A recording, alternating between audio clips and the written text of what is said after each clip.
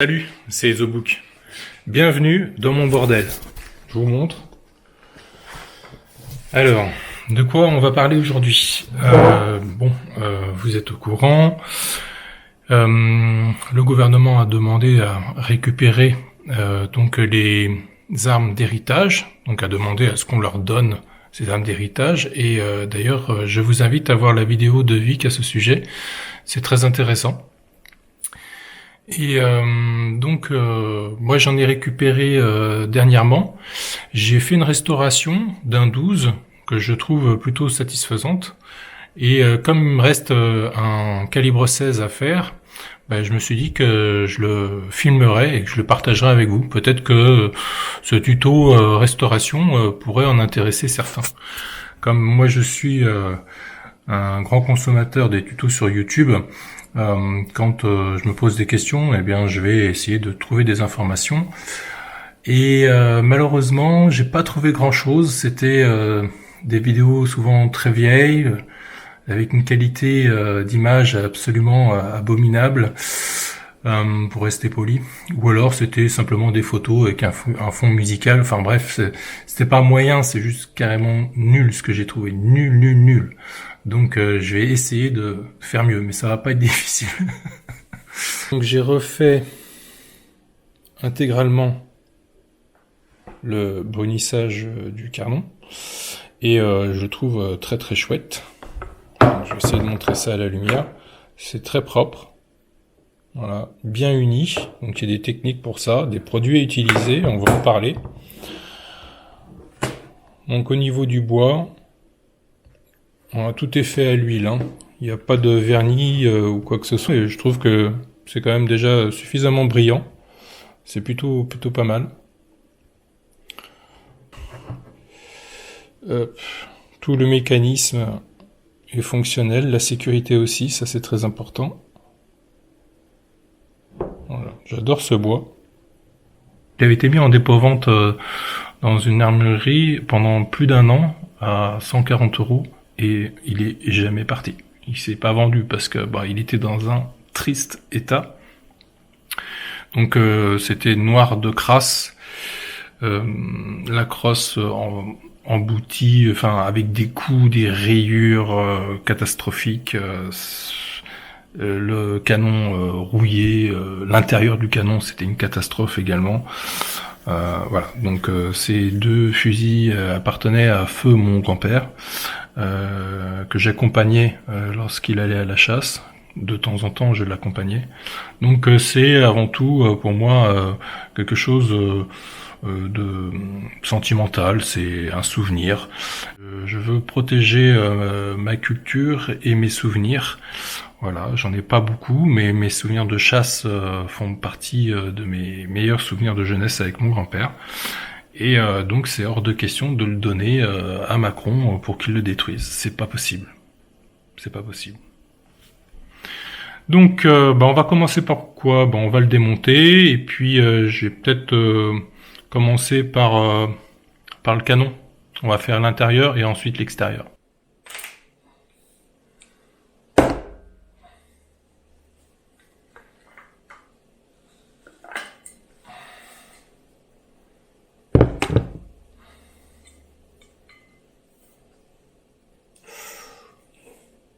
Ouais. Commencer avec ça.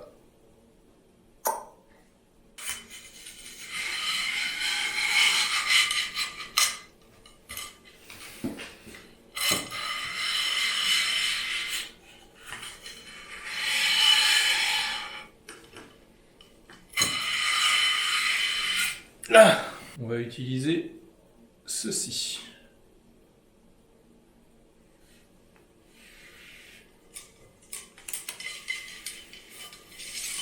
Celui-ci, on va le faire plusieurs fois.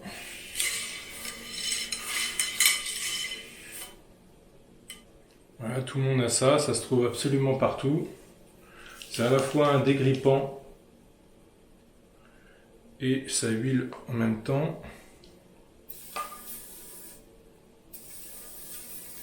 Là. Ok.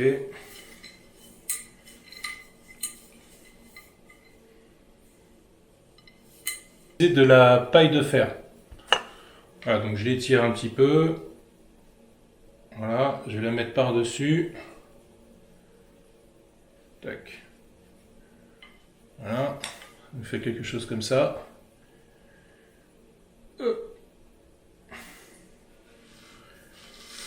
Et on enfonce en tournant. Voilà, je tourne.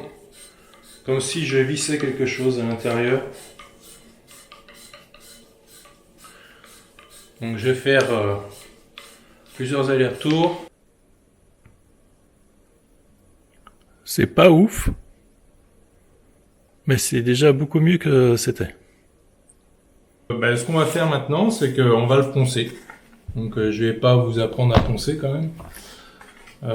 Des trucs comme ça, de la laine de fer, pardon. Donc on commence toujours par le plus gros grain, et puis ensuite un grain intermédiaire jusqu'au grain le plus fin. Et on va aller jusqu'à le rendre vraiment brillant, le brillant du métal. Hein. Donc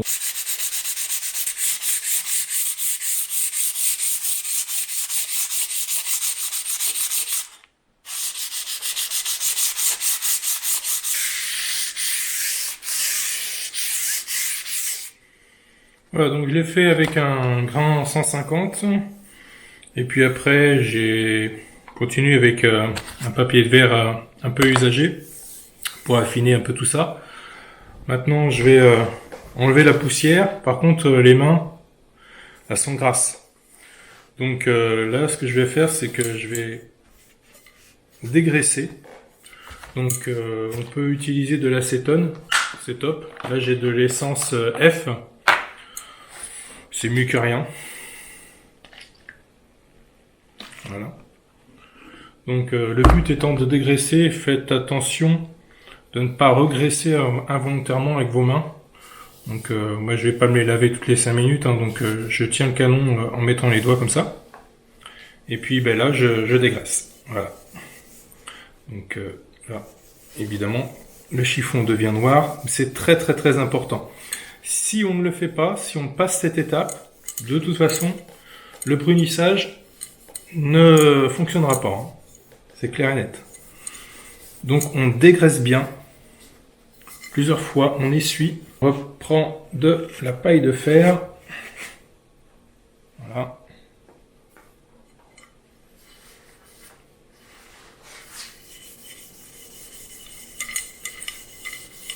Et maintenant, surtout, on ne va pas redégraisser après la paille de fer.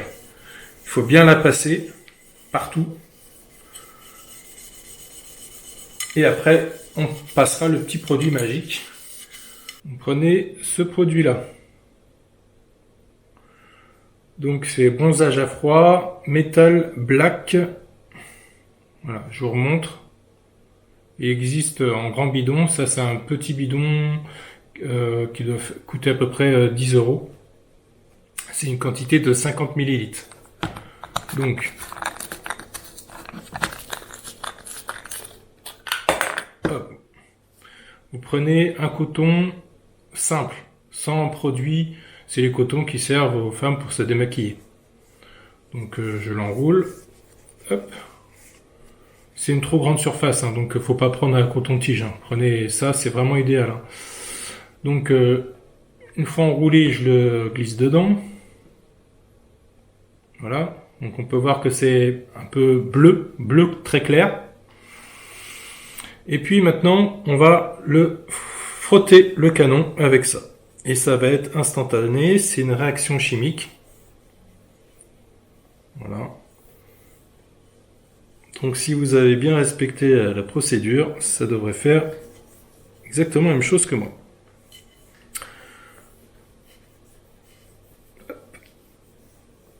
Voilà. Même si le coton est sale, on le garde comme ça.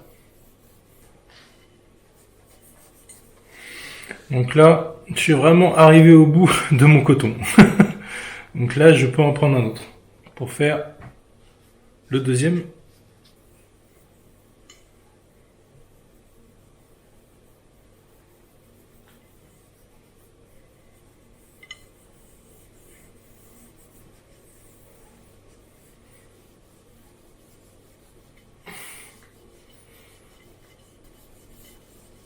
Il n'y a pas de chronomètre, hein. Laissez le produit agir, tant de secondes, etc. Non, vous tracassez pas avec ça. Surtout, continuez vraiment à utiliser votre petit coton sale. C'est très important. Voilà, jusqu'à ce qu'il n'en reste plus une goutte. Continuez de faire des allers-retours comme ça. Voilà.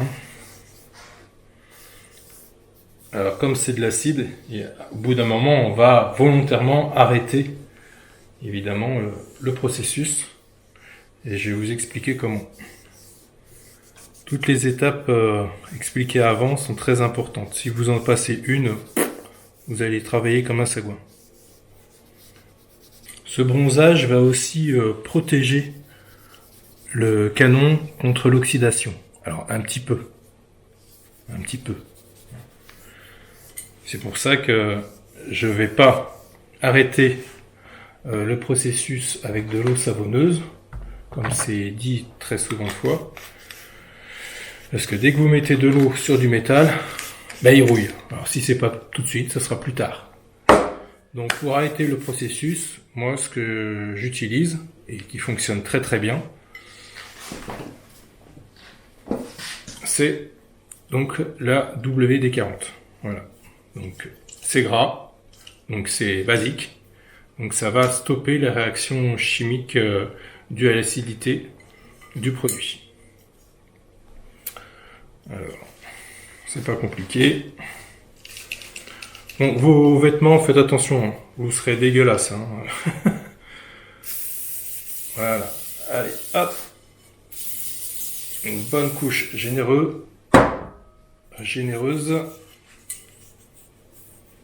Voilà. Là, on peut toucher avec les mains. C'est plus un problème maintenant. Hop.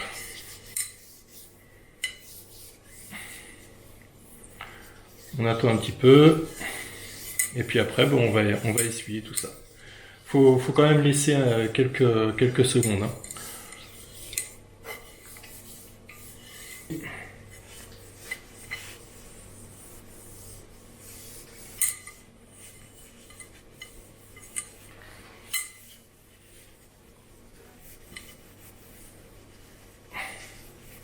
Voilà. Tac, et de noir. Voilà. Donc là, vous devriez avoir une bonne idée de ce que ça donne. Logiquement. Donc on va passer à la suite maintenant. On va s'attaquer au démontage et ensuite la crosse. Donc là, pour le moment, on va démonter tout ça. Donc je vous montre dans quel état c'est.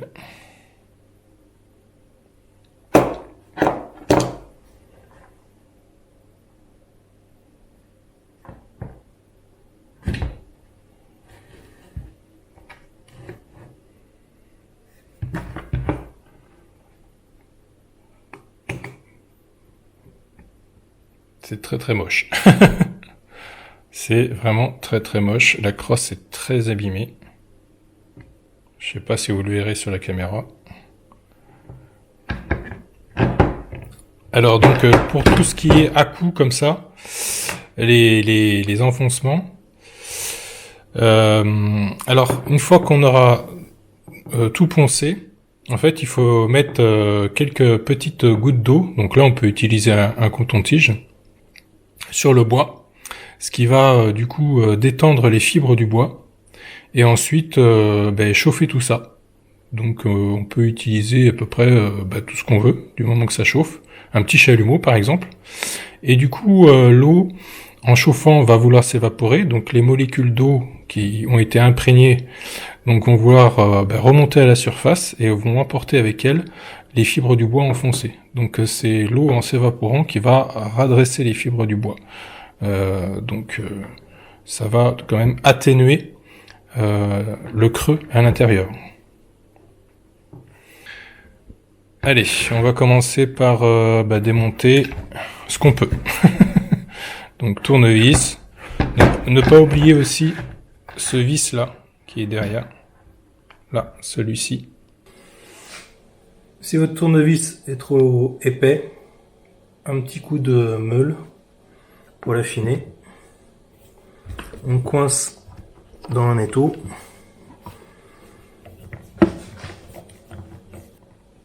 C'est du mal à venir. Hein. Et celui-là, celui-ci vient.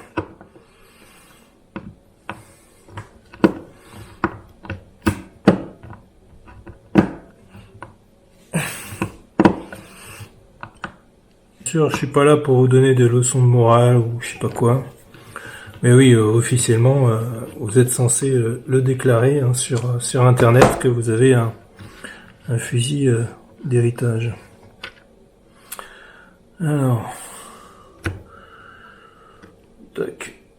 On regroupe tous les vis dans un endroit ou dans un verre, voilà, pour surtout pas en perdre un seul, sinon ça serait absolument catastrophique. Oui, c'est bon.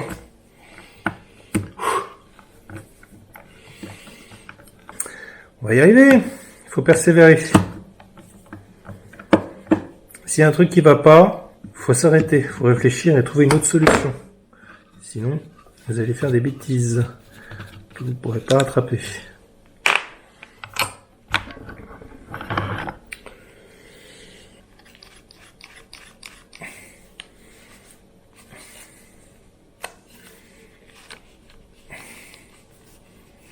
Ah, t'étais caché toi. T'étais caché par la crasse. Ah oui. Brosse à dents. Vieille brosse à dents. Que vous n'utiliserez plus, bien évidemment. On peut aussi utiliser une petite brosse métallique. C'est bien aussi.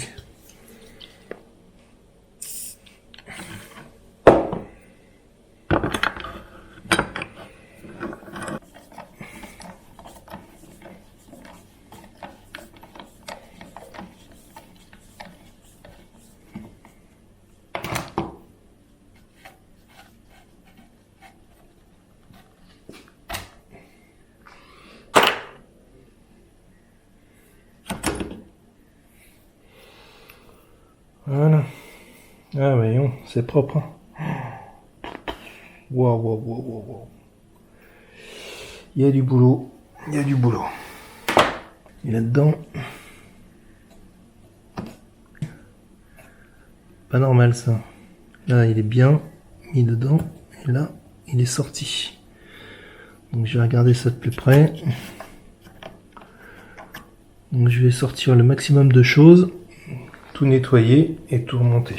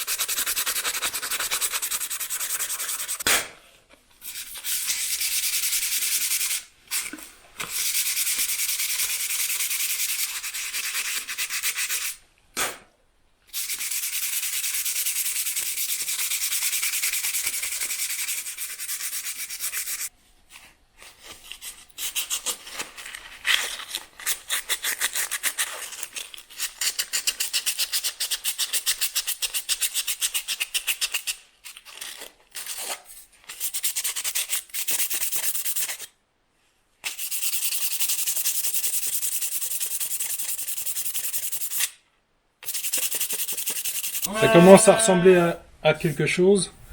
Il y a encore des coups quand même qui sont bien profonds.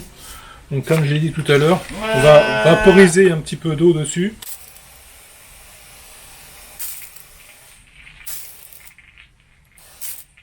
Voilà.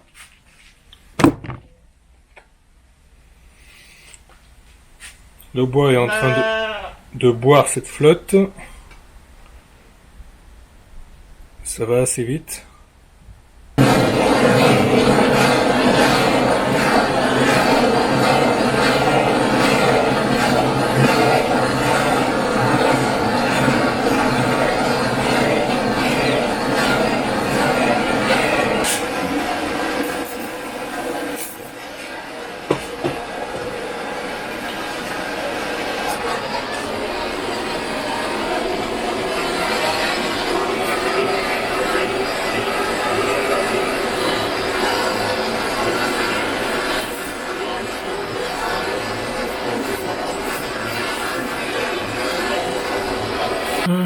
Ok.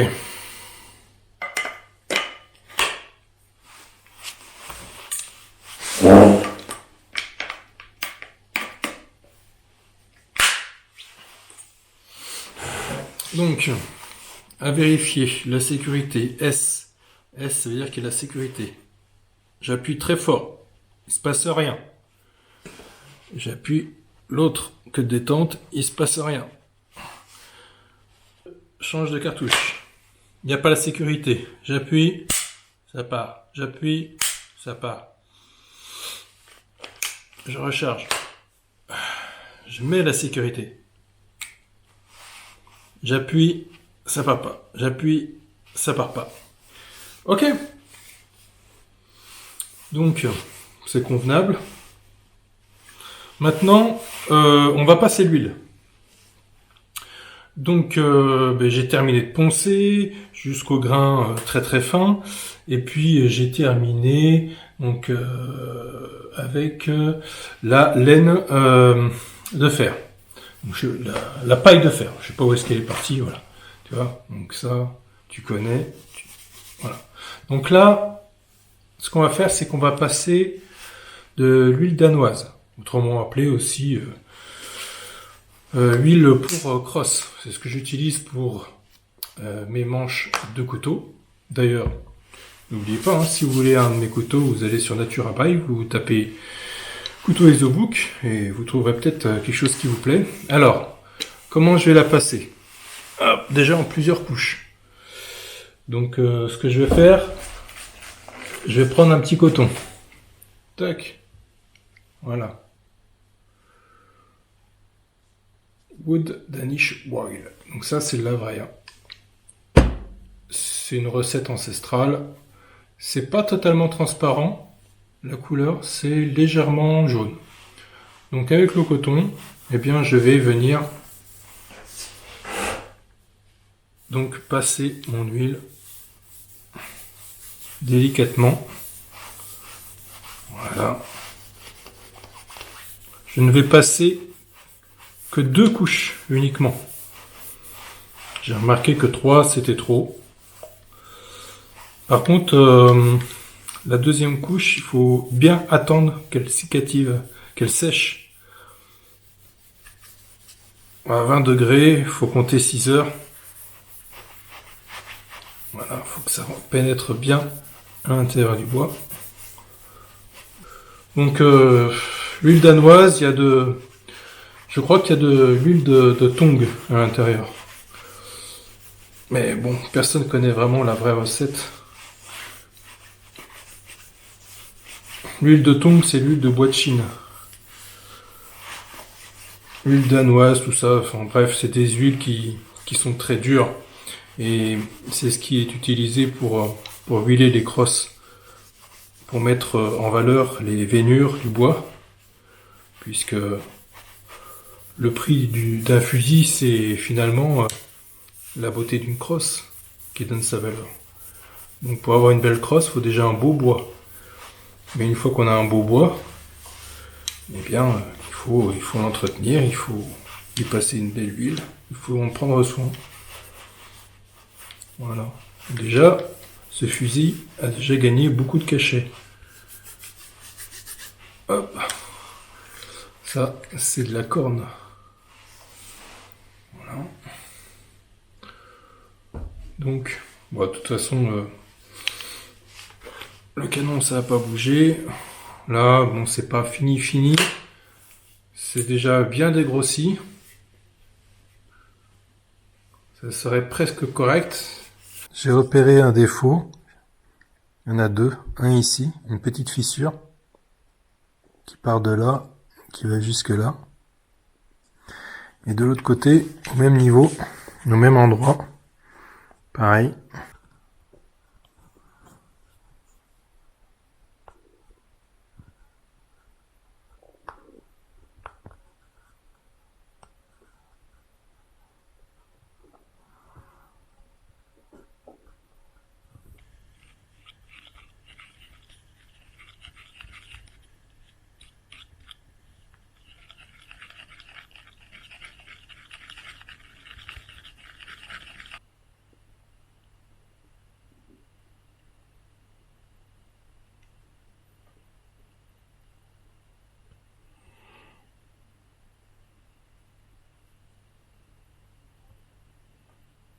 Évidemment, j'ai dégraissé. On n'applique jamais de l'époxy sur un corps gras. C'est pas grave si ça dépasse. Je penserai demain de toute façon.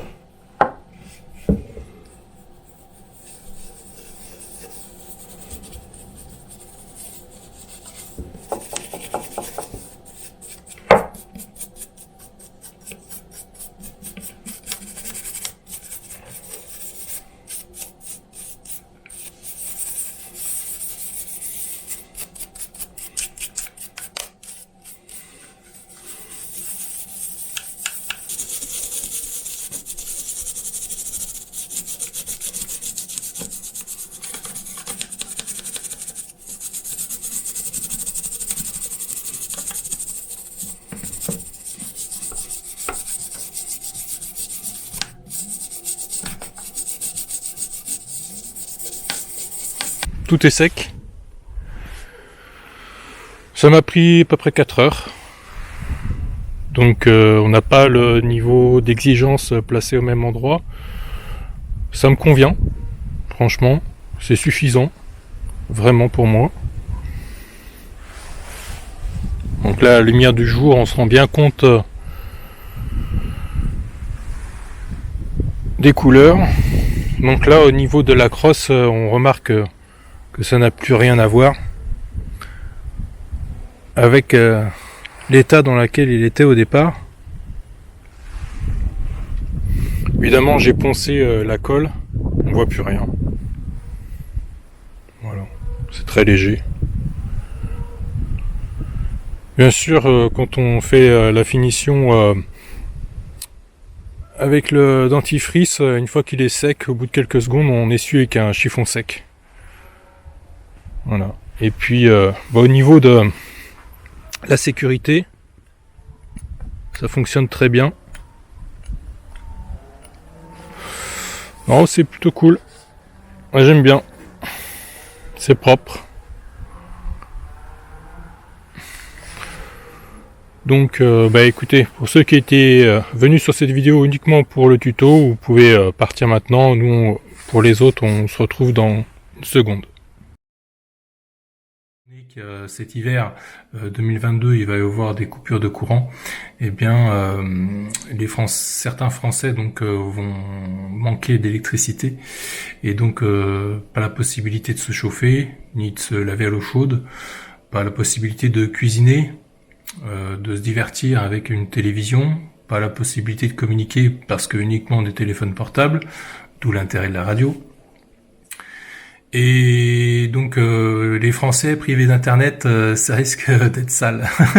Donc ils ont très très peur que peut-être des gilets jaunes reviennent, non pas simplement cette fois-ci armés de courage et de volonté d'améliorer les choses, mais animés par de la colère et armés de calibre 12, légués par papy. C'est surtout les gendarmes qui en ont peur. C'est pour ça qu'ils ont demandé au gouvernement de faire en sorte que petit à petit on nous retire tous ces droits. Ce ne sont pas des privilèges mais des droits. Donc voilà, ils veulent progressivement faire en sorte qu'on se retrouve plus que nus comme des vers, armés de j'allais dire notre bite et notre couteau, mais même pas en fait. Ok.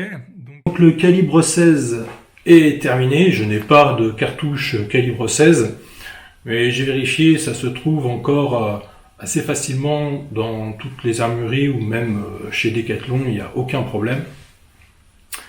C'est du 1665, 1667. On va vous parler de 12 ou de calibre 22 long rif parce qu'on trouve ça absolument partout. Donc en fait, en cas d'apocalypse, de gros problèmes, on va chercher à se procurer donc des munitions. Soit dans un magasin, ou soit, si vraiment c'est la merde, par le pillage. La fin justifie les moyens, c'est comme ça que ça se passe en fait. Est-ce que c'est bien, est-ce que c'est mal? En fait, tout ça c'est juste une question de point de vue. Donc, dans un magasin, celui qui a besoin donc de munitions, il faut l'acheter, donc il va prendre ce dont il a besoin par rapport à l'arme qu'il possède. S'il a un 12, il va prendre un 12. Donc si beaucoup de gens ont des 12, eh bien c'est ce qui va partir en premier. Donc si vous faites partie des premiers, ça ne posera pas de problème. Vous serez absolument certain de trouver ce que vous cherchez. Mais c'est différent selon si on arrive en retard. Et si on arrive le dernier et qu'on n'a que des 12, eh bien il n'y aura plus rien. Alors que il restera peut-être du 16, c'est une possibilité. Eh bien, si j'ai la chance d'avoir un calibre 16, si j'arrive donc soit dans un magasin ou soit dans une maison vide ou pas d'ailleurs, si je cherche dans les tiroirs au-dessus des armoires et que je trouve des cartouches de fusil, peut-être d'autres personnes seront passées avant moi pour faire le ménage. Et donc là après c'est pas une question d'argent vu que c'est gratuit du coup ou il y a le troc ou je ne sais quoi, mais il y a toujours le problème de l'encombrement, soit par le poids ou soit par le volume.